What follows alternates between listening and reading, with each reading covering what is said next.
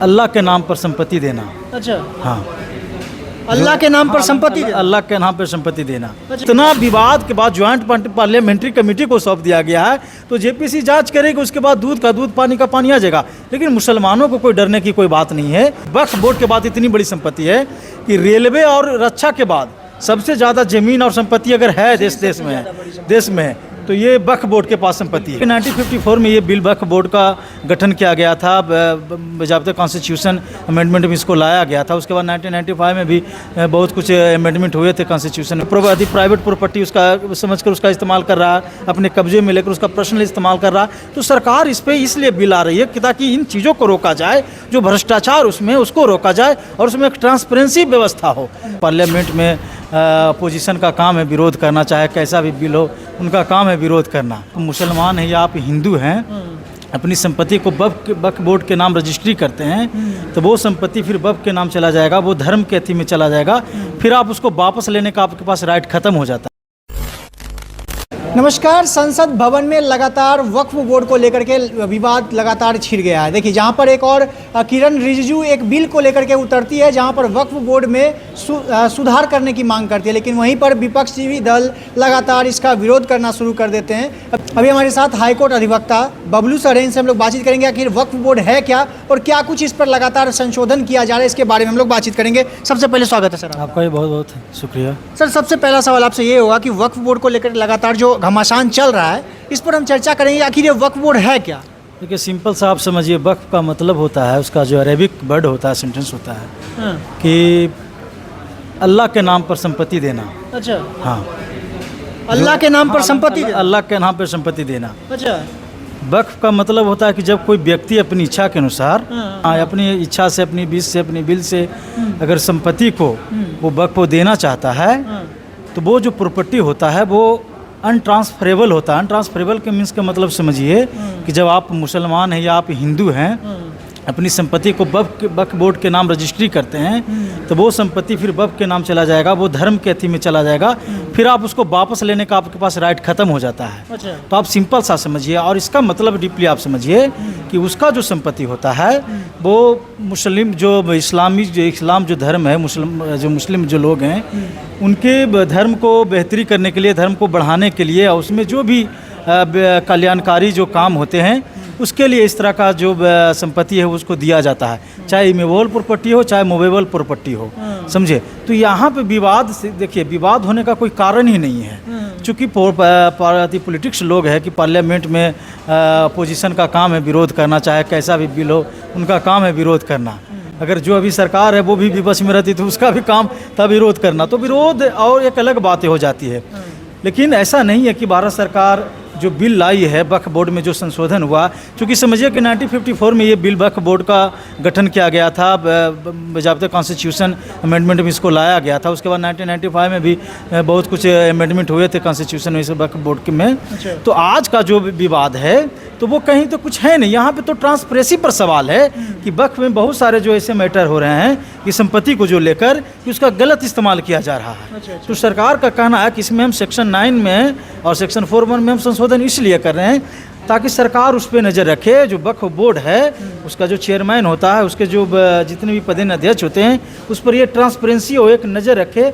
और ये district magistrate को ये पावर डेलीगेट किया जा रहा है कि डिस्ट्रिक्ट मजिस्ट्रेट के पास भी ये अथॉरिटी हो, ये राइट हो कि उसका देखभाल करेगा कि कहाँ पे कुछ गड़बड़ हो रहा है। अगर गड़बड़ होता है तो उसके खिलाफ मुकदमा होगा, उस पर एक्शन होगा, उसको सीज भी किया जा सकता है, उस पर FIR करके फिर उसको अदालत में भी घसीटा जा रहा है। तो ऐसा विवाद का कोई कारण ही नहीं बनता। किरण रिजिजू ने साफ कहा है। और देखिए, सबसे बड़ा इसमें बात है कि जेपीसी को सौंप दिया गया है। इतना विवाद के बाद ज्वाइंट पार्लियामेंट्री कमेटी को सौंप दिया गया है, तो जेपीसी जांच करेगी, उसके बाद दूध का दूध पानी का पानी आ जाएगा।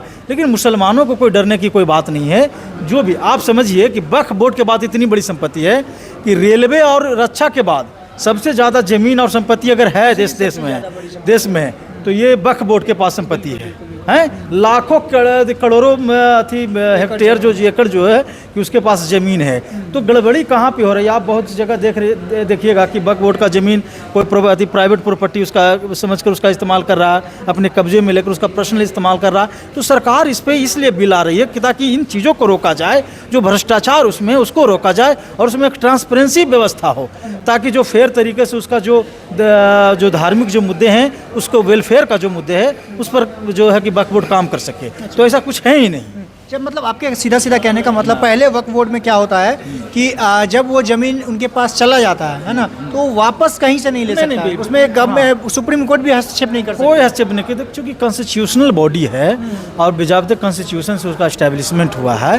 तो जब आप संपत्ति वक्फ बोर्ड के नाम पर, जैसे मेरी संपत्ति है, हम अपने बिल के अनुसार अगर हम वक्फ बोर्ड को देना चाहते हैं तो हम रजिस्ट्री अगर कर देते हैं वक्फ बोर्ड को, तो वो संपत्ति हमारे फिर राइट में नहीं होता कि हम उसको वापस ले लेते हैं। हम किसी को गिफ्ट करते हैं तो वो ट्रांसफरेबल फिर नहीं होता है, फिर वो वक्फ का हो जाता है, या फिर कोई भी संस्था को आप अगर करते हैं। उसमें ऐसा है कि भारत का संविधान का कोई कानून उन पर लागू नहीं हो सकता है इसके बाद देने के बाद। हाँ, तो देने के बाद फिर आप ये नहीं कर सकते देने के बाद कि हम दे दिए हैं तो हमसे अब गलती हो गया, 5 साल 10 साल के बाद अब कहिए कि नहीं मेरा ज़मीन अब हमको वापस करो।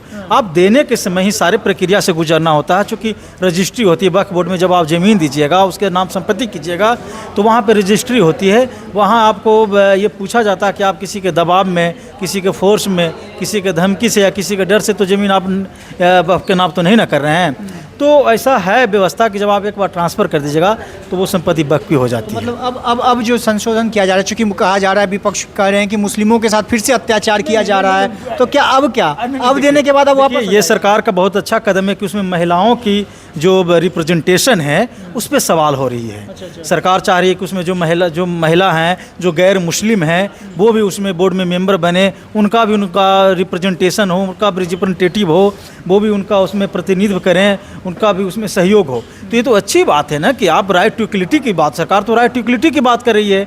यहाँ तो मुस्लिम लोग जो हैं कि वो अपने जो शरिया कानून है या क्या कानून है उसके अनुसार करता है कि महिलाओं को यहाँ पे आना जो है कि रिस्ट्रिक्टेड है। तो सरकार का ये कहना है कि नहीं, महिला भी वहाँ पे जाएंगी और महिलाओं को भी ये जिम्मेदारी दिया जाएगा कि वक्फ जो भी जो पोस्ट होते हैं उन पे महिला भी काम करेंगी। तो ये तो अच्छी बात है कि राइट टू इक्वलिटी को सरकार प्रमोट कर रही है ना। अगर महिलाएं जाएंगी तो हमारे महिला सशक्तिकरण के लिए एक बहुत बड़ा कदम है ये। अच्छा सर, एक आखिरी सवाल होगा, वक्फ बोर्ड की हम लोग बात करें तो उसमें मेनली इस्लामिक धर्म के लिए ये क्या पूरा? हाँ बिल्कुल, ये इस्लामिक धर्म के लिए, जिसमें शिया और सुन्नी है। पूरे देश में 32 वक्फ बोर्ड है। अच्छा। हाँ, पूरे देश में जी स्टेट में भी होता है वक्फ बोर्ड, समझे ना। तो उसका हर राज्य का एक अलग अलग उसका चेयरमैन होता है, लेकिन इसका जो मिनिस्टर जो लोग होते हैं वो MP होते हैं। और अभी जो मुख्तार नवाज नकवी जो हैं उनका जो प्रदेश अध्यक्ष भी हैं और मिनिस्टर भी हैं, पिछले बार वो वही रहे थे। इस बार तो शायद किरण रिजिजू जी हैं। तो ऐसा कुछ नहीं है, ये सरकार तो अच्छी पहल, सरकार का अच्छा पहल है कि मुस्लिम महिलाओं का उसमें रिप्रेजेंटेशन होगा, ट्रांसपेरेंसी की व्यवस्था होगी, डिस्ट्रिक्ट मजिस्ट्रेट को ये पावर सौंपेगा, डेलीकेट किया जा रहा है कि आप जिस चीज़ों को देखिए, अगर भ्रष्टाचार कहीं होता है तो उसको सामने लाया जाएगा, फिर उसको कार्रवाई होगी, मुकदमा होगी, फिर अदालत में इसको खींचा जाएगा। तो ये मुझे लगता है कि ये बहुत अच्छी व्यवस्था है कि लोग कम से कम जो भ्रष्टाचार में डूबे हुए हैं, भ्रष्टाचार में उसका जो वक्फ बोर्ड का जो ज़मीन उसका गलत इस्तेमाल रहा, इससे सारी चीज़ें वो रुकेगी, करप्शन खत्म। हाँ बिल्कुल, करप्शन पर रोक लगेगा। चलिए, बहुत बहुत धन्यवाद सर। देखिए, हमारे साथ हाईकोर्ट अधिवक्ता बबलू सर थे, इनसे हम लोग बातचीत कर रहे थे। वक्फ बोर्ड में लगातार विवाद छिड़ रहा था, विपक्षी दल कुछ और कह रहे थे तो पक्ष वाले कुछ और कर रहे थे। इसको लेकर के हमने इनसे साफ साफ बात किया, चूँकि कानूनी जानकारी रखते हैं, कानून को जानते हैं, तो उन्होंने कानूनी तरीके से क्या है वक्फ बोर्ड इसके बारे में भी बताया, और वक्फ बोर्ड में क्या कुछ सुधार करने की बात की जा रही है इसके बारे में भी बताया। बाकी इस वीडियो को देखने के बाद आपकी जो राय होगी प्रतिक्रिया के तौर पे कमेंट बॉक्स में जरूर बताइएगा। मेरा नाम अंकित भारद्वाज है और आप द पब्लिक पॉइंट देख रहे हैं। बहुत बहुत धन्यवाद।